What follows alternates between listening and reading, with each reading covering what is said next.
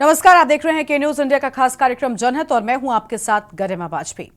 कुछ दिनों पहले यूपी में बांदा की महिला जज ने खुद के साथ सेक्सुअल हैरेसमेंट से परेशान होने की बात कहते हुए सीजेआई डीवाई चंद्रचूड़ को चिट्ठी लिखकर इंसाफ की गुहार लगाई थी, जिसके बाद जुडिशरी सिस्टम में हड़कंप मच गया था। और अब बदायूं में महिला जज की मौत ने एक बार फिर से पूरे जुडिशरी सिस्टम को हिलाकर रख दिया है। दरअसल बदायूं में शनिवार की सुबह सरकारी आवास में महिला जज ज्योत्सना राय का शव फंदे से लटकता मिला है। इसकी जानकारी मिलते ही पुलिस प्रशासन में हड़कंप मच गया। मौके पर डीएम, एसएसपी समेत तमाम अधिकारी पहुंच गए। घटनास्थल पर छानबीन कराई जा रही है और बताया जा रहा है कि मौके से एक सुसाइड नोट भी मिला है। अब सुसाइड नोट में क्या लिखा है, इसके बारे में अब तक कोई खुलासा नहीं किया गया है। महिला जज की मौत की गुत्थी अब सवालों के घेरे में आ गई है। इसी पर आज होगी विस्तार से बातचीत। खास मेहमानों का पैनल हमारे साथ में जुड़ेगा और उनसे हम विस्तार से करेंगे बातचीत, लेकिन उससे पहले एक खास रिपोर्ट पर नजर डालते हैं।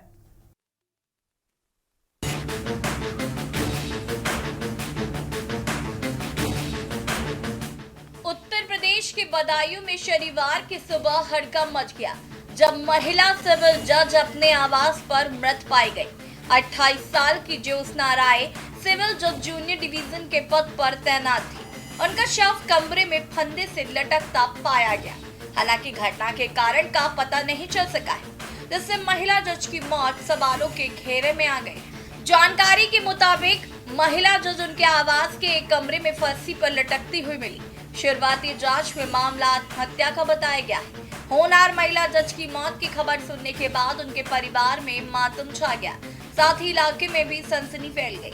बदायूं के एसएसपी आलोक प्रियदर्शी के मुताबिक जज ज्योत्सना दिवादी मामलों की जज थी और बदायूं की जज कॉलोनी में महिला जज ज्योत्सना राय पहली मंजिल पर रहती थी। शनिवार को सुबह 10 बजे तक महिला जज ज्योत्सना राय जब अदालत नहीं पहुंची तो उनके साथी जजों ने उन्हें फोन किया, लेकिन संपर्क नहीं हो पाया।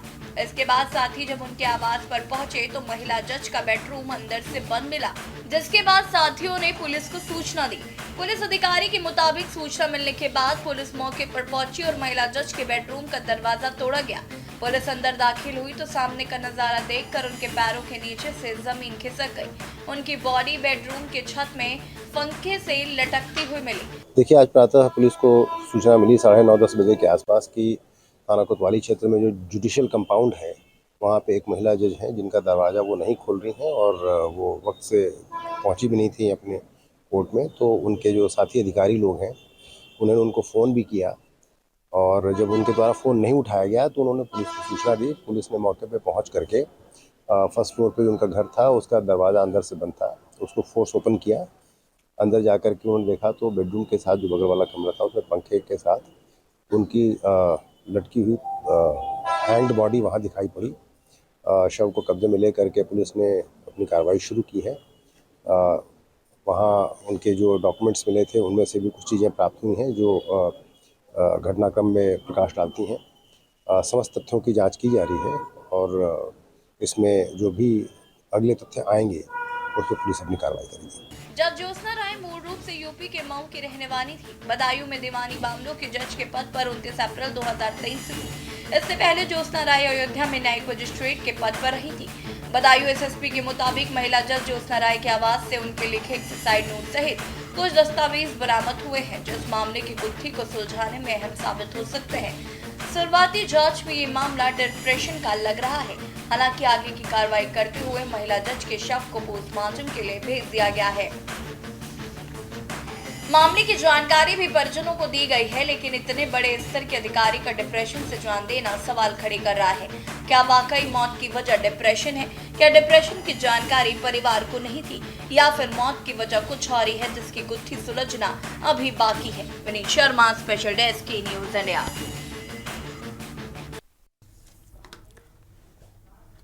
और आज इसी पर करेंगे विस्तार से बातचीत। खास मेहमानों का पैनल हमारे साथ में जुड़ने वाला है, लेकिन उससे पहले एक बड़ा सवाल कि आखिर एक महिला जज ने ये कदम क्यों उठाया। हालांकि अब तक पूरी घटना सवालों के घेरे में है कि एक सुसाइड है या फिर ये हत्या है, अब तक स्पष्ट नहीं हो सका है। लेकिन ऐसी जानकारी मिल रही है कि घटनास्थल से एक सुसाइड नोट भी बरामद हुआ है। हालांकि इसमें क्या लिखा हुआ है ऐसी कोई भी जानकारी नहीं मिली है। हालांकि इंतजार इसी बात का है कि सुसाइड नोट अगर सामने आता है तो हत्या की गुत्थी जो है वो सुलझ जाएगी। और सबसे बड़ा सवाल जो उनके जानने वाले और हर कोई कर रहा है वो यही कि महिला जज ज्योत्सना ने आखिर अगर सुसाइड की तो क्यों की? डिप्रेशन से ही मौत हुई है या वजह कुछ और है? इस पर विस्तार से बातचीत हम करेंगे। बीडी नकवी साहब हमारे साथ में जुड़ चुके हैं, पूर्व जज हैं।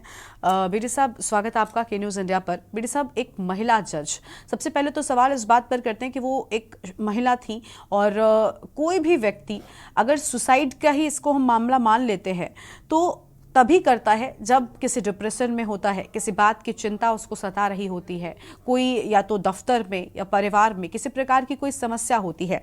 एक महिला जो जज है, जो एक बड़े पद पर है, जो एक लंबे वक्त तक संघर्ष कर एक लंबी चीज़ों को पूरा करके यहाँ तक पहुँची है, वो भला क्या ऐसी वजह होगी जो ये कदम उठाने पर मजबूर हुई महिला?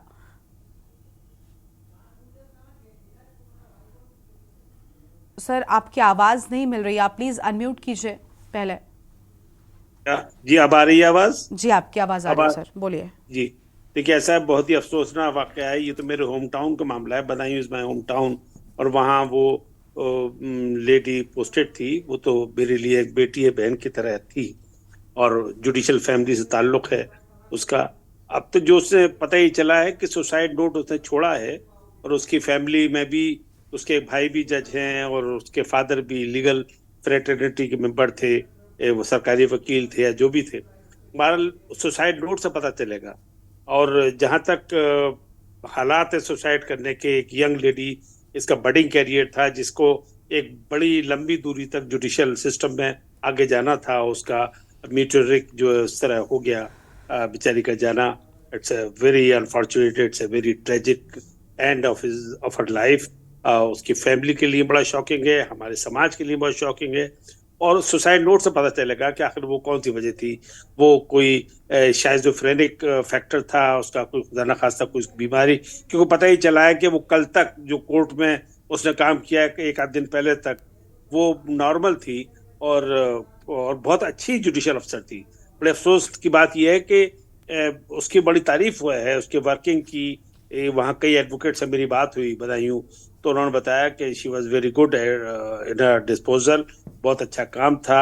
और इसके बाद ऐसा हुआ तो सुसाइड नोट जो है वो मेरे ख्याल से जब पुलिस देखेगी और बताएगी और डिस्क्लोज करेगी उसकी फैमिली को, तब हम सही फैक्ट जान पाएंगे कौन से ऐसे फैक्टर्स थे जिसकी वजह से उसको सुसाइड करना पड़ा।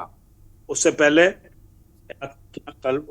गलत होगा, कोई कयास लगाना गलत होगा, लेकिन सोसाइटी के अंदर मैं ये कहूँगा कि जुडिशियल सिस्टम में ये ख्याल रखना चाहिए कि बहुत प्रेशर बढ़ गया है। जब हमने नौकरी शुरू करी, मैं 30 ईयर्स तक सर्विस में की, जब हमने सर्विस शुरू की थी तब के हालात, जो सिस्टम था वो बड़ा रिलैक्स था और काम करने में बड़ा रिलैक्सेशन था। जब से कंप्यूटराइजेशन हुआ है उसमें बड़ा टेंशन है। पता चला हाई कोर्ट से फौरन ऑर्डर आया कंप्यूटर पे, भाई बेस्टेड सेंड द डाटा, ये भेजिए वो भेजिए। तो मेरे ख्याल से हमारे ऑनरेबल हाई कोर्ट को, वहाँ के सीनियर जजेस को जो कमेटी में हैं, उनको इस तरह ध्यान देना चाहिए कि वो प्रॉपर वक्त दिया करें। बस आपके चैनल के माध्यम से उनको बताना चाहूँगा कि इस तरह से टेंशन पैदा होता है वर्किंग में, और जिससे जो डिलीवरी ऑफ जस्टिस है उस पर बड़ा फर्क पड़ता है, क्योंकि जुडिशियल वर्क में बड़ा सुकून चाहिए उस ऑफिसर को जो भी जुडिशियल फंक्शन डिस्चार्ज कर रहा है, उसको उसके लिए बड़ा ज़रूरी है कि उसे हम एक पीसफुल एटमॉस्फेयर दें। लेकिन ये सारा काम हमारे ऑनरेबल जो जजेस हैं, ऑनरेबल हाई कोर्ट है, सुप्रीम कोर्ट है, उसको एक ऐसा सिस्टम बनाना पड़ेगा, इस तरफ ध्यान देना होगा। ऐसे कई वाक़यात नज़र में आए हैं कि सुसाइड जुडिशियल ऑफिसर ने किए हैं। ये बात बिल्कुल नोटिस करने वाली है और इसे समझना चाहिए हमारे ऑनरेबल हाई कोर्ट के एडमिनिस्ट्रेटिव जो सिस्टम में काम करते हैं, जो गवर्नेंस में है, उन लोगों की बड़ी जिम्मेदारी बढ़ जाती है। और बहाल मैडम ज्योत्सना, लेट ज्योत्सना के बारे में तो तब पता चल पाएगा जब वो सुसाइड नोट आएगा पब्लिक डोमेन में, जब हमें पता चलेगा कि उसके सही फैक्ट्स क्या थे। उसके परिवार वाले जाहिर सबसे पहले जानेंगे, और वो परिवार वाले ये बात को बता सकते हैं बेहतर तरीके से कि उसे सुसाइड क्यों किया। जी ठीक है सर, ठीक है। हमारे साथ में हमारे संवाददाता भी जुड़ चुके हैं, रितेश चौहान। उनसे भी जानते हैं कि आखिर पूरे मामले में क्या अपडेट है। रितेश, फिलहाल बताया जा रहा है कि एक सुसाइड नोट भी मिला है, लेकिन अब तक उसमें क्या लिखा है और क्या वजह थी आखिर इसकी, ये सुसाइड है या नहीं है, इस सब को लेकर अब तक कोई भी चीज सामने नहीं आई। क्या कोई गुत्थी सुलझी अब तक? देखिए, बिल्कुल मैं आपको बता दूं कि पूरा मामला जो है बदायूं का है, बदायूं शहर का है, जहां पर एक पुलिस जज ने जो है बताया जा रहा है कि बरसपुर जदे के जो एसएसपी हैं बदायूं को, उन्होंने बताया कि आत्महत्या की है। फिलहाल अन्य पहलू पर जो है पुलिस जांच कर रही है और जांच के बाद ही जो है सामने आएगा। अभी तो फिलहाल जो है आत्महत्या का जो मामला है बताया जा रहा है। ठीक है, अभी तक आत्महत्या का मामला बताया जा रहा है और पूरा सच अब तक सामने नहीं आया है। लेकिन बड़ी बात यह कि आखिर किस बात का डिप्रेशन था या फिर बाहर उन्हें कोई दिक्कत थी। हमारे साथ में पूर्व जज बीडी साहब लगातार बने हुए। नकवी साहब, अभी कुछ दिनों पहले एक घटना सामने आई थी जहां पर एक जज ने खुद के साथ उत्पीड़न होने की, सेक्सुअल हैरेसमेंट होने की बात कही थी। अब आप समझिए एक ऐसे पद पर तैनात महिला जिस पर कहते हैं ना कि सारी पावर जो है वो होती है, वो भी अगर इस तरीके की चीजों का शिकार हो सकती है, तो कहीं ऐसा तो नहीं कि यहाँ पर भी ऐसी कोई बात नजर आती है? और इन चीजों से बचने के लिए क्या किया जाना चाहिए? कि ये फैक्ट रूल आउट हम अभी नहीं कर सकते जब तक कि सुसाइड नोट न देखा जाए कि कोई एडमिनिस्ट्रेटिव टेंशन था या नहीं था, क्योंकि ऐसे वाकयात आए हैं। कई एक जुडिशियल अफसर ने, सबको मालूम है कि उन्होंने इच्छा मृत्यु वाली जो बात कही थी कि ऑनरेबल सुप्रीम कोर्ट को लिखा था एक लेटर, इस तरह का ये चीज आई है। और मैं भी जब सर्विस में था तो मेरे साथ जो जुडिशियल ऑफिसर्स थी उनको एडमिनिस्ट्रेटिव तौर पर थोड़ा हैरेसमेंट की कंप्लेंट आती थी। मैं फर्स्ट एडीजे था, डिस्ट्रिक्ट जज से अगर कोई परेशानी होती तो मेरे पास वो रोती गाती थी, आन के कहती थी। हम खामोशी से एडमिनिस्ट्रेटिव जज को बताने की कोशिश करते थे चीजों को करने के लिए। कुछ लोग देखिए ऐसा है, चाहे वो किसी भी पोस्ट पर रहें, अगर वो बेसिकली अच्छे नहीं है, अगर उनकी बाय नेचर वो अच्छे नहीं है, तो वो हर काम को गलत तरीके से करेंगे। वो जज हो या आईएएस हो या मिनिस्टर हो, वो उससे फर्क नहीं पड़ता, क्योंकि इंसानी नेचर जो है वो बड़ी अजीब है, उसके बड़े डायमेंशंस हैं, उसके बड़े पहलू हैं। आदमी इंटेलिजेंट हो सकता है लेकिन वो वर्ल्डली वाइज नहीं हो सकता। एक आदमी वर्ल्डली वाइज हो सकता है लेकिन वो उसका आउटपुट अच्छा नहीं हो सकता। तो बहरहाल एक बैलेंस चाहिए, एक अच्छे हालात चाहिए जजेस को काम करने के लिए, और उनकी बात को सुना जाना चाहिए। जो जुडिशियल लोअर कैडर की बड़ी प्रॉब्लम है, ऑनरेबल हाई कोर्ट में तो वो प्रॉब्लम नहीं है, क्योंकि वो ऑलरेडी उनको बड़ी पावर्स हैं और वो they can pass any order. लेकिन जुडिशियल जो सबऑर्डिनेट जुडिशरी है, उसका प्रॉब्लम ये है कि उसकी कंप्लेंट हाई कोर्ट में सुनी जाती है और उसके खिलाफ एक्शन होता है, और वो कभी कभी नौकरी से निकाले जाते हैं। जो ये सारी चीजें पनिशमेंट है भारत, इसके बारे में सबको पता होना चाहिए कि अगर कोई जुडिशियल अफसर गलत काम करता है तो उसकी कंप्लेंट हो और उसकी सही इंक्वायरी हो। और एक बिल्कुल इंक्वायरी बहुत अहम हो जाती है। नकवी साहब, इसमें इंक्वायरी जो है वो बहुत अहम हो जाती है कि किन चीज़ों को ध्यान में रखा जाता है और किस तरीके से सच जो है वो निकलकर सामने आता है, और कहीं ना कहीं उससे आने वाले वक्त में भी चीज़ों को समझ पाना काफ़ी आसान हो जाता है। ठीक है, हमारे साथ में रितेश हैं। रितेश, इंक्वायरी बहुत अहम होती है, जाँच अभी शुरू हो गई जैसा आपने भी कहा है, क्या परिजन अब तक सामने आए हैं, उनकी ओर से कुछ कहा गया, कोई पारिवारिक टेंशन, ऐसी कोई बात सामने आई है कि उन्हें क्या लग रहा है कि आखिर ये कदम अगर ज्योत्सना ने उठाया है तो क्यों उठाया है? देखिए, अगर हम परिवार की बात करें तो यहाँ पर जो है अधिकारी लगातार जांच भी कर रहे हैं और परिवार वालों की तरफ से जो है अभी तक कोई बयान नहीं है। हालांकि इसमें जो है एसएसपी बदायूं ने बताया कि लगातार जांच की जा रही है, जांच के बाद ही सामने आया कि यहाँ पर कहाँ पर लापरवाही है या फिर मान लो कोई जो मुद्दा है या फिर कोई दिक्कत थी उन्हें, या फिर डिप्रेशन में मौत हुई है या फिर आत्महत्या है, ये तो जांच के बाद ही सामने आया। फिलहाल जो है एसएसपी और डीएम अन्य अधिकारी भी इसमें जांच में लगे हुए हैं। ठीक है, जांच में लगे हुए हैं और जांच के बाद ही जो सच है वो सामने आने वाला है। अब बड़ी बात यह है कि आखिर क्यों जानती। नकवी साहब, देखिए आप लगातार यही कह रहे हैं कि जांच के बाद ही सच सामने आ सकेगा, लेकिन एडमिनिस्ट्रेशन में भी क्या कुछ ऐसी सर्विसेज होती हैं? क्योंकि प्राइवेट सेक्टर में अगर हम देखें तो ऐसा होता है कि जो एम्प्लॉयज़ होते हैं, जो भी वहाँ पर वर्कर्स होते हैं, उनके चाहे वो सीनियर अथॉरिटीज़ हो या फिर जो एम्प्लॉयज़ होते हैं, उन सभी के लिए मेंटली वो फ्री फील करें, इस सब के लिए भी काउंसलिंग लगातार होती रहती है। क्या गवर्नमेंट सेक्टर में भी ऐसी कोई व्यवस्था होनी चाहिए वर्तमान के समय में, आपको लगता है? क्योंकि महज 27 साल की उम्र थी ज्योत्सना की। अब आप समझ सकते हैं कि इस उम्र में अगर डिप्रेशन है या एडमिनिस्ट्रेशन कोई प्रॉब्लम्स थी तो वो किसी से साझा करती, क्या वजह थी? आपको लग रहा है कि कोई काउंसलिंग जैसी चीज होनी चाहिए? कि बिल्कुल आपने अच्छी बात कही। हाँ। कि हमारे यहाँ ये सिस्टम नहीं है काउंसलिंग का सिस्टम। अगर कोई चीज हो जाती है अगर कोई डिप्रेशन का मरीज हो जाता है जुडिशियल ऑफिसर, तो उसके लिए वाकई काउंसलिंग का कोई सिस्टम नहीं है और उसको एडमिनिस्ट्रेटिव साइड में उसको पनिशमेंट फेस करना पड़ता है। उसको ऐसा नहीं होता कि लॉन्ग लीव पे भेज दिया जाए। बहुत अच्छी बात, बड़ा अच्छा आपने पॉइंट रेज किया है। मैं आपको बता रहा हूँ, मेरे साथ के कई अफसर ऐसे थे जो डिप्रेशन के शिकार हुए और बात को वो कभी कभी बदतमीजी कर जाते थे बॉसेस से, अपने बॉस, इमीडिएट बॉस से। तो फिर वो रिपोर्ट करता था हाई कोर्ट, फिर उनको नौकरी से हाथ धोना पड़ा और बाद में वो अपना जिंदगी भी गंवा बैठे। ऐसी चीजें हैं। ये बहुत अच्छा है। हमारे यहाँ एक ट्रेनिंग सिस्टम तो है, एक ट्रेनिंग होती रहती है, रिफ्रेशर कोर्स होता रहता है। एक जो IJTR सेंटर है हमारा जुडिशियल ऑफिसर्स का, मैं भी कई बार उसमें लेक्चर देने गया हूँ, लेकिन वो सिर्फ लीगल टीचिंग, उसको रिफ्रेश कराया जाता है, नए नए कानून बताए जाते हैं, लेकिन जो बेसिक साइकोलॉजिकल का जो एस्पेक्ट है, साइकोलॉजी का एस्पेक्ट है, उसमें पहले मुझे याद है कि कई मोटिवेशन के क्लासेस हमारे हुए थे रिफ्रेशर कोर्स में। अब आजकल हो रहा है, मैं नहीं आ रहा क्योंकि अभी मैं कई 2-3 साल से कनेक्टेड नहीं हूँ जुडिशियल इंस्टीट्यूशन से, मेरा कम जाना होता है। लेकिन ये चीज जो है, अभी देखिए, आपको, आपके रिपोर्टर को नहीं मालूम, अभी फैमिली पहुंची नहीं है, वो अभी रास्ते में है। मुझे जो पता चला है कि they are going to reach Badaun, वो जल्दी शायद 10-15 मिनट में पहुंचेंगे, जहां तक मेरी इत्तला है। तो वो पहुंच के, वो उनके भाई जज हैं बड़े, तो मेरे ख्याल से वो ज्यादा अच्छा बता पाएंगे। और उनसे कांटेक्ट जरूर कीजिए और सही लोगों, सच बात सामने आनी चाहिए। पता होना चाहिए कि कुछ सोशल प्रेशर था या कोई साइकोलॉजिकल प्रॉब्लम बिल्कुल थी, बिल्कुल, ये या सच सामने आएगा, एडमिनिस्ट्रेटिव उसके प्रेशर बाद ही था। पूरी तरीके से यहाँ पर चीजें बिल्कुल मालूम होना चाहिए। हाँ जी, ठीक है बिल्कुल, तो आपने अच्छी बात कही। इस चीज को अच्छे डिबेट बढ़ाइए कि काउंसलिंग हमारे कोई सिस्टम नहीं है।